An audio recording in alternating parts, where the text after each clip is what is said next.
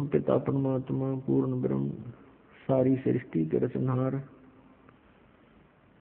कुल मालिक कबीर परमेश्वर जी की असीम कृपा से हम सभी प्राणियों को सत्संग सुनने को उपलब्ध हुआ। पुण्यात्माओं, सत्संग के अंदर ये जानकारी दी जाती है कि ये मानव शरीर प्राणी को किस उद्देश्य से प्राप्त हुआ है। हम अन्य प्राणियों को देखते हैं, जो क्रियाएं वो कर रहे हैं वो मनुष्य भी कर रहा है। यदि मनुष्य का इतना ही कार्य होता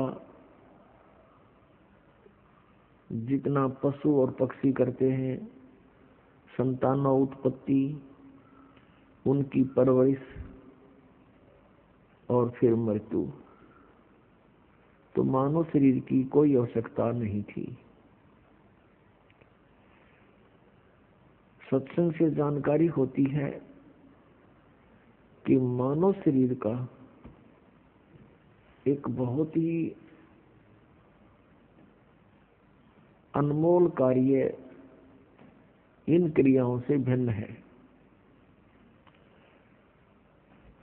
और ये दूसरे शब्दों में ये कहें कि मनुष्य जीवन का मूल कार्य ही अन्य है। वो कौन सा है? वो सत्संग से पता चलता है कि आत्म कल्याण करवाना ये मनुष्य जीवन का मुख्य उद्देश्य है। और इसी के लिए मनुष्य जीवन का एक सुअवसर प्राप्त होता है। इस सुअवसर को हम सत्संग के अभाव से, तत्व ज्ञान न प्राप्त होने के कारण पशु पक्षियों जैसी क्रियाओं में ही व्यर्थ कर चले जाते हैं।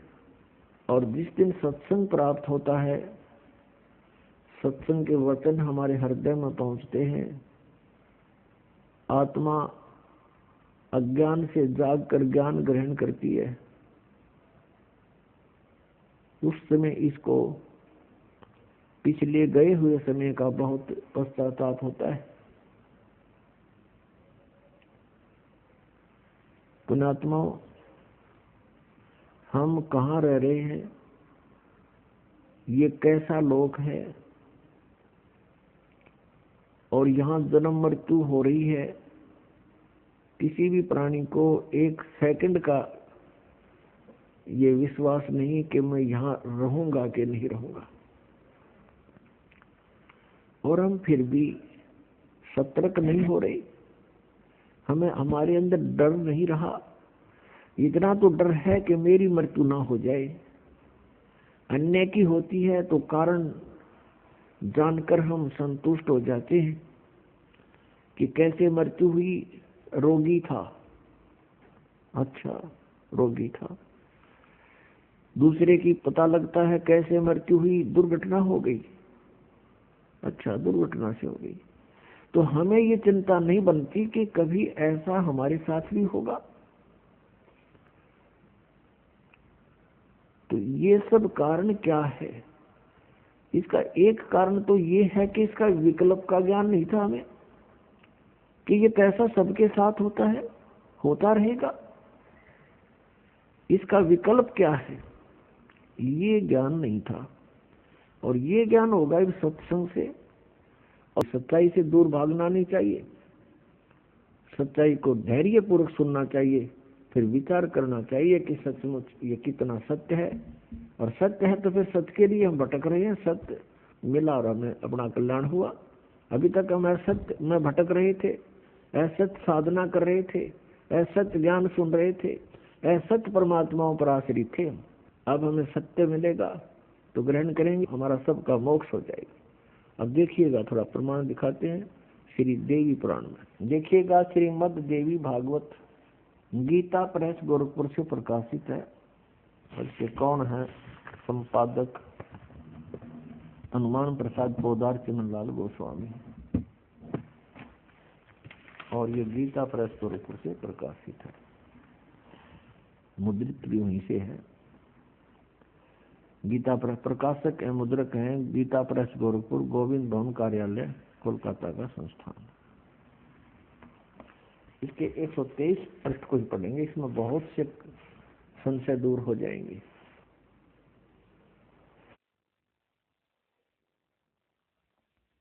तीसरा स्कंद श्रीमद् देवी भागवत आप पढ़ रहे हैं, 123 पृष्ठ देखिएगा। तुम भगवान विष्णु जी अपनी माता दुर्गा के विषय में कह रहे हैं स्तुति करते हुए, तुम शुद्ध स्वरूपा हो, यह सारा संसार तुम से उद्भासित हो रहा है। मैं ब्रह्मा और शंकर हम सभी तुम्हारी कृपा से विद्यमान हैं।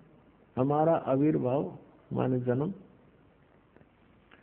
और तिरोभाव माने मृत्यु हुआ करता है। हमारा जन्म और मृत्यु हुआ करता है। केवल तुम ही नित्य हो, जगत जननी हो, प्रकृति और सनातनी देवी हो। फिर यहाँ कहा है, ये शपथ लिखा है आविर्भाव माने जन्म। भगवान विष्णु जी स्वीकार कर रहे हैं कि मैं ब्रह्मा और शंकर हम सभी का जन्म और मृत्यु हुआ करता है। केवल तुम ही नित्य हो यानी अविनाशी हो, जगत जननी हो, प्रकृति और सनातनी देवी हो। ये भी याद रखना कि प्रकृति दुर्गा के लिए ही कहा जाता है। भगवान शंकर बोले, देवी यदि महाभाग विष्णु तुम्ही से प्रकट हुए हैं तो उनके बाद उत्पन्न होने वाले ब्रह्मा भी तुम्हारे बालक हुए। फिर मैं तमोगुणी लीला करने वाला शंकर क्या तुम्हारी संतान नहीं हुआ? अर्थात मुझे भी उत्पन्न करने वाली तुम ही हो शिवे। संपूर्ण संसार की सृष्टि करने में तुम बड़ी चतुर हो। इस संसार की सृष्टि, स्थिति और संहार में तुम्हारे गुण सदा समर्थ हैं। उन्हीं तीनों गुणों से उत्पन्न हम ब्रह्मा, विष्णु एवं शंकर नियमानुसार कार्य में तत्पर रहते हैं। पुण्यात्मा, इस श्रीमद् देवी भागवत यानी देवी पुराण में चंद पंक्तियों में ये 5 कंसेप्ट क्लियर कर दिए। नंबर 1, ब्रह्मा विष्णु महेश नाशवान है, इनकी जन्म मृत्यु होती है, ये इनकी जीवनी में लिखा है। और नंबर 2, प्रकृति दुर्गा को कहते हैं। नंबर 3, दुर्गा इन ब्रह्मा विष्णु महेश की माता है। और नंबर 4, ये कहते हैं हम तो केवल नियमित कार्य ही कर सकते हैं, यानी जिसके संस्कार में दुख या सुख जैसा है उसको एज इट इज दे सकते हैं, उसमें हम कोई परिवर्तन नहीं कर सकते। और 5वां ये हो गया कि रजगुण ब्रह्मा, सतगुण विष्णु, तमगुण शिव जी है। हम प्राणियों को यहाँ दुखी देखकर वो परमात्मा वहां से सतलोक से चलकर आते हैं। काल भगवान जिसके लोक में हम रह रहे हैं, ये 21 ब्रह्मांड इस काल भगवान के हैं। इस काल भगवान के द्वारा फैलाए गए अज्ञान को समाप्त करने के लिए वो परमात्मा अपने निज स्थान सतलोक से चलकर गति करके यहाँ आते हैं। ये उस परमात्मा का विधान है। और अपनी नेक आत्माओं को, अच्छी आत्माओं को, दृढ़ भक्त को वो आकर के मिलते हैं, उनको ज्ञान से परिचित कराते हैं। ये विधान है परमात्मा का, ऐसे गुण है भगवान के। पुण्यात्माओं, जब से ये आत्मा भगवान से, परमात्मा से अलग हुई है, बिछुड़ी है, उसी दिन से इसको परमात्मा के अभाव का एहसास हो गया था। जो सुख इसको वह परमात्मा के चरणों में प्राप्त था, उसको यहाँ नहीं प्राप्त हुआ।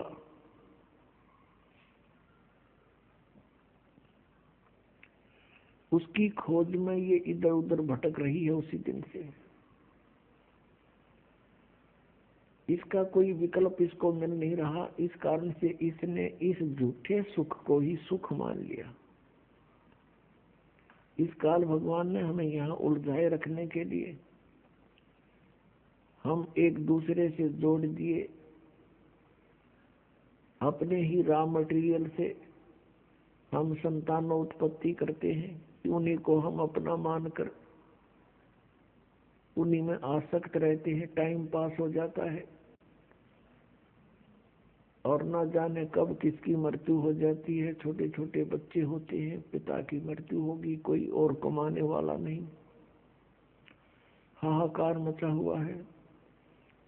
जो लड़की उसकी ब्याही थी उसका अब कोई वारिस नहीं, छोटे छोटे बच्चे, उनको कौन पाले और पोसे।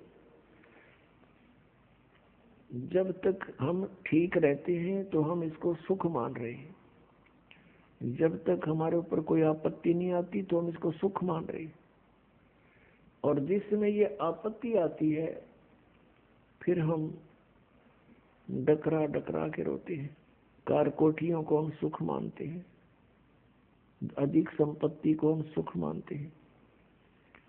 तो हमने यही विकल्प मान लिया यहाँ कि यही सुख है, लेकिन आत्मा फिर भी संतुष्ट नहीं है। राजाओं ने राज त्याग दिए कि ये सुख ठीक नहीं, उनको अच्छा नहीं लगा वो। उन्होंने फिर परमात्मा, वो सुख कहाँ ढूंढना चाहा, जंगल में, वन में, क्योंकि परमात्मा मिलने से ही सर्व सुख प्राणी को होता है। तो जब से ये आत्मा भगवान से, परमात्मा कबीर देव जी से, सत्य पुरुष जी से विछुड़ी है, उसी दिन से उसकी खोज कर रही है। इस काल भगवान को डर लगा रहता है कि कहीं इन जीवों को परमात्मा का ज्ञान ना हो जाए। यदि इनको परमात्मा का ज्ञान हो गया, ये सभी यहाँ से भाग जाएंगे, यहाँ किसी की रुचि नहीं रहेगी। और इस काल भगवान को एक साप लगा हुआ है, 1 लाख मानव शरीरधारी प्राणियों का नित आहार करने का, जिसके लिए इसने हम सबको यहाँ पाल रखा है, रोक रखा है और बलपूर्वक हमसे सब क्रियाएं करा रहा है।